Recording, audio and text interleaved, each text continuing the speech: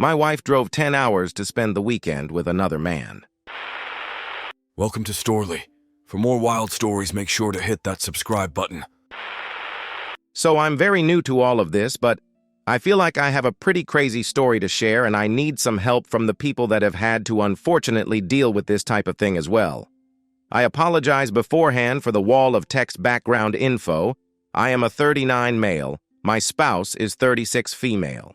We've been together for 16-ish years, married almost 14 years. We have 2 boys, 12 and 9. My wife and I have always gotten along very well in the past. There's obviously been arguments or disagreements, but we never fight. We have always been able to communicate pretty effectively. My wife is a hairstylist by trade, and I am a nurse. She was also an educator for a major brand name and really enjoyed what she did. For me, I have continued to grow in my career, and about 4 to 5 years ago, I accepted a director role. During this time, I was making good money, and since my wife is a hairstylist, typical work hours are evenings and weekends, she was missing out on a lot with our boys, so we made the decision for her to be a stay-at-home mom for the boys, but keep her education role because she truly loved it. Then the virus hit, and no more education job now either. Once the virus slowed a bit, I took another promotion. So now I'm making really good money, and we're not concerned that she isn't working. Then, boom. September of 2020, our oldest is diagnosed as a type 1 diabetic. This was a huge lifestyle change for us, and ultimately caused a lot of stress, anxiety, depression for both of us. So over the past few years, we have slowly grew apart. Date nights disappeared totally for the next 2 years. We were afraid of leaving him with other people, but we're getting much better with that now. We both became distant to each other and kind of became roommates during this time instead of partners. During all of this, I am 100% accepting of the fact that I wasn't the best husband. I kind of left her on an island, and I wish I could change it, but unfortunately, I can't. I was there physically, but I wasn't there emotionally. Since she wasn't working, I expected her to care for our son's blood sugar during the night since I had to be up early for work. I expected her to do the household chores during the day. On the flip side, she began to resent me for not helping around the house or helping as much at night with crazy blood sugars. For a couple that had once been great at communicating, we no longer communicated at all. We'd high-five at the door with busy work schedules and super busy sports schedules with our boys, and stopped taking time for each other.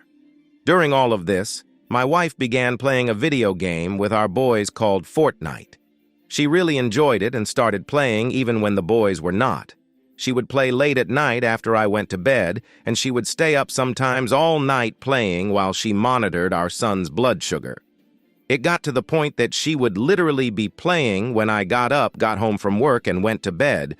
With this game, she created an online group of friends. And over the past 6 months, this group of 6 people would play together all the time. This is where the infidelity begins. She befriended this one guy in particular.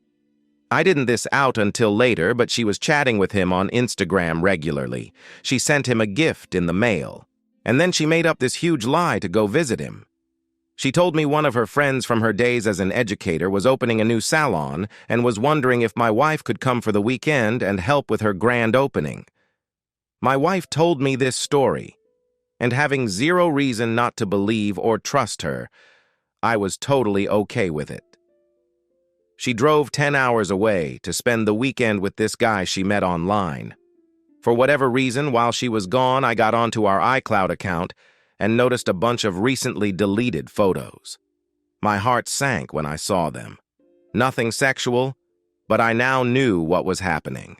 She essentially shut her phone off the entire trip and barely communicated with me or the boys while she was gone for 4 days. Ultimately, she came home, lied about the trip, and I confronted her about what was really going on. It took her a few hours, but she finally came clean about what she did. She is adamant that it was solely a friendship, that nothing sexual happened, but at the end of the day, it doesn't matter. She left and spent the weekend with another man. The trip happened about 6 weeks ago. After the initial shock, we actually had some great conversations. We opened up about how we ended up where we are, how we got to this place in our relationship. It truly was the best conversation we had had in years. During all of this, she never tried to downplay what she did. She took 100% responsibility for her actions, and through all of that, we decided that we were going to try to make it work. We both said that we loved each other and that divorce is not what either of us wanted. I also have started seeing a therapist during this time as well. If not, I think I would lose my mind. The one thing that I asked her to do after all of this was to please block 100% of contact with this guy. She agrees. Ultimately, she deleted Fortnite and she deleted all of her social media apps. Fast forward to 2-3 weeks ago. We are driving to my son's baseball game, and I notice she has Snapchat on her phone. I look at her and say, "Is that Snapchat?" She quickly denies it. Once we get to the game, I walk up behind her and she is logging out of Snapchat. So I just walk away. She finds me, apologizes, and hands me her phone and begs me to look through it, but I'm not interested at this point. Later that night, we argue about it, and I tell her to get out of the house. Ultimately, cooler heads prevail and she stays. Fast forward to the next weekend, I decided to stalk this guy's TikTok account. And who do I see as one of his followers? My wife. This leads to another huge fight where I tell her she needs to go and I want a divorce. We slept in separate beds that night, and again, I didn't pull the trigger and push the issue of her leaving. Now fast forward to just a few days ago, I bust her playing Fortnite with this guy online. I actually look at her phone later that night as well and see a message to one of her other online friends that says, "I'm so ridiculous. I wish Name would get on so we could all play together." Another huge fight. This time I say I'm done. I pack all my shit and leave and spend the night at my brother's place. Ultimately, I'm sleeping back in our house. We had tickets for my youngest son to attend his first ever MLB game Saturday night, and we had amusement park tickets for today. So for the boys, we all did these things together. We had another long talk this morning. She said that the only way this works is if I get my anger outbursts under control, which I agree, it is not healthy in any capacity.